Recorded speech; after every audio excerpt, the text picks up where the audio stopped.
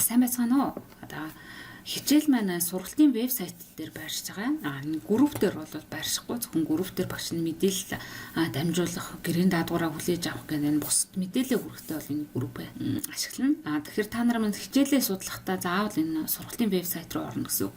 Тэгэхээр сургалтын вебсайт руу орох хаягийг багш нараа энэ bot нисхийн нараа энд ингээ линк нь орчихсон. За энэ линкэн дээр дараад орохоор энэ юм вебсайт руу орно. За энэ дээр хана сургалтанд бүртгүүлэх гэж байгаа. Энэ дээрээ дарна. За энэ өөрийнхөө нэрийг бичиж өгнө. За төвшингээ багш нэрээ бичиж. За энэ дээр авгаа бичиж өгнө тийм ээ. За та нар маань яг ингэж бүртгүүлэх нь шүү. За энд өөрийнхөө имэйл хаягийг бичнэ. За нэг имэйл хаяг бичиж тийм ээ. За энэ доотлолт нь нууц үгээ бичиж өгнө. Тэгэхээр та нар миний энэ нууц үгээ ерөөсө мартахааргүй нууц үг оруулж өгөөрэй. Тэгээд нэг л имэйл хаяг бүртгүүлж нэг л энэ нууц юуг ашиглаарай. За тэгэхгүй юм ингээ багш нь одоо яг энэ бүртгүүлсэн байгаа энэ имэйл хаягн дээр чинь багш нь сургалтын нэрхийг нээх байхгүй юу? Тэгэхгүй дараа нөгөө нэг мэйл хаягаа ингээ санаж байгаа ч гэсэн нууц үгээ ингээ мартангуудаа ахаад бүртгүүлээд идэг шүү. Тэгвэл нөгөө сургалтын эрх чинь юм хаалттай байгаад байна шүү дээ. За одоо ингэснийхаа дараа энэ нараа энийг чиглэлээд өгч. Энэ болохоор одоо нөгөө хичээл судлах ийм ашиглах журам энэ нууцлын бодлогын талаар байгаа. Тэгэхээр энийг уншаад та унш танилцаад тэгээд энийг чиглэлээ sign up гэсэн төвчийг дараа. За ингээл та нар маань юу яачих энэ save гэсэн ийм одоо нууц үгээ хадгалах уу гэж. Тэгэхээр дахин нөгөө нэг энийг ингээ бичиж таахгүй амар. Нэг ингээ хадгалчихсан юм. За тэгээд хичээлдээ орсны дараа буюу одоо ингээ вебсайт руугаа нэвтэрсний дараа та бүхэн маань хичээлээ эхлэхээс өмнө энэ удирдгал хичээлийг заавал үзэн шүү. За энэ хичээлүүдийг үзэхгүйгээр нөгөө хичээлээ эхлэх юм бол тавтаас сурахад бас жоохон дутагдaltaй байх болно. Тэгэхээр заавал энэ хичээлүүдийг үзээд тэгээд дараа нь нэгдүгээр хичээл, хоёрдугаар хичээл гээд ингээд судлаа явна. Тэгэхээр сургалт маань 10 хоног үргэлжлэх учраас багш нь бол зарим өдөр бол 2 хичээл үзнэ.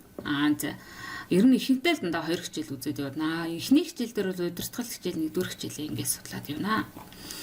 За одоо ингээд за бүгдээр сая л бүртгүүлээд орчлоо тийм ээ. За тэгвэл ингээд бүртгүүлж очиж хичээл рүүгээ буцаад орохдоо яах вэ гэхээр мөн нөгөө группийнхаа энэ линкэн дээрээ дарна. About энэ хэсэг дээр аваад энэ дээрээ дараад хичээлээ үзэх гэсэн энэ линкэн дээр дарна. Энэ хараа сайраараа хичээлээ үзэх. За тэгээд энд нууц үг маань нөгөө би хадгалсан болохоор автоматар ингээ гараад ирж байна. Хэрвээ энэ та хадгалаагүй бол та нар нууц имэйлээ бичиж өгөөл энд нууц үг оруулаад remember me гэдгийг дарчих тэгвэл байнга ингэж одоо нууц үг юу оруулаад авахгүй амар заа юм. Тэгээд sign in гэсэн төвчийг дарна. За ингээд ороод ирэхээр энд нөгөө сургалт маань харагдаж байгаа. За энийхээ зурган дээр дараад хичээлээ үргэлжлүүлсэн судлаад явна.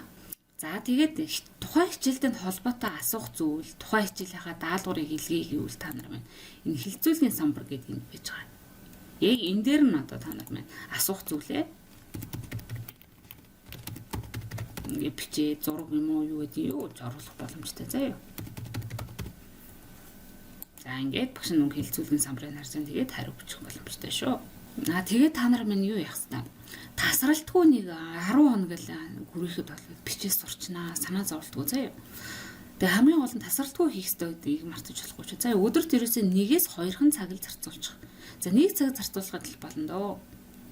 Тэгэхээр бид нэр эхний бодлол хэд хоног, эхний 6 хоногтой бол өсгөнүүдээ тоо, тэмдэгтүүдээ бичээс сурахад анхаарна. Тэгээд дараагийн 1-2 хоногт нь бол бүгдээ бич хурдаар ахиулах тасгал ингээ хийх төлөвлөгөөтэйгээр бүгдээрээ суралцсан шүү. За та нартай амжилт хүсье. За тэгэхээр та нар маань ерөөсөө 10 дугаар бит сурвал гэвэл хизээж гарлуугаа ерөөсөө харж болохгүй. Энэ бол маш чухал дүрм шүү. Энийг сайн хараарай. За та нартай амжилт хүсье.